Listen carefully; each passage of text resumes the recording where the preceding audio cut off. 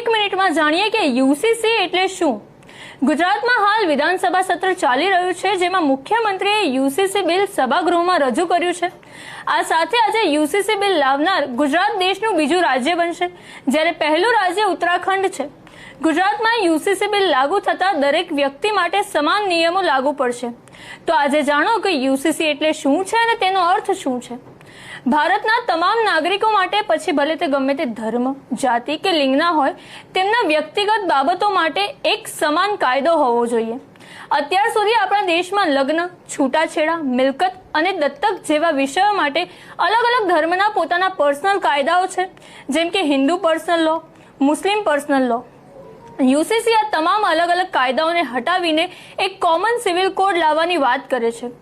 આ બિલના અમલીકરણથી કયા મોટા ફેરફારો આવશે તેના પર જો વાત કરીએ તો લગ્ન અને છૂટાછેડા, તમામ ધર્મોમાં લગ્ન માટેની લઘુત્તમ ઉંમર અને છૂટાછેડા લેવાની કાયદાકીય પ્રક્રિયા એક સમાન બની જશે।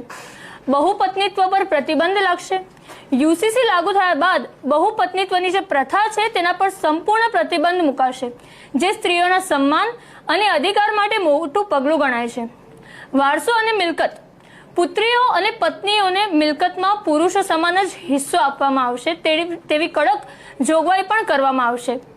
દત્તક લેવાની પ્રક્રિયા, બાળક દત્તક લેવા માટે નિયમો પણ હવે ધર્મ આધારિત જ નહીં, પરંતુ કાયદાકીય આધારિત સર્વસામાન્ય રહેશે।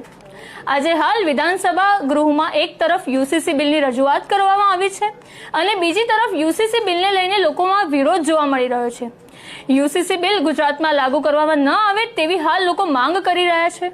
તો તમારું કહેવું શું છે? શું યુસીસી બિલ ગુજરાતમાં લાગુ થવું જોઈએ કે નહીં?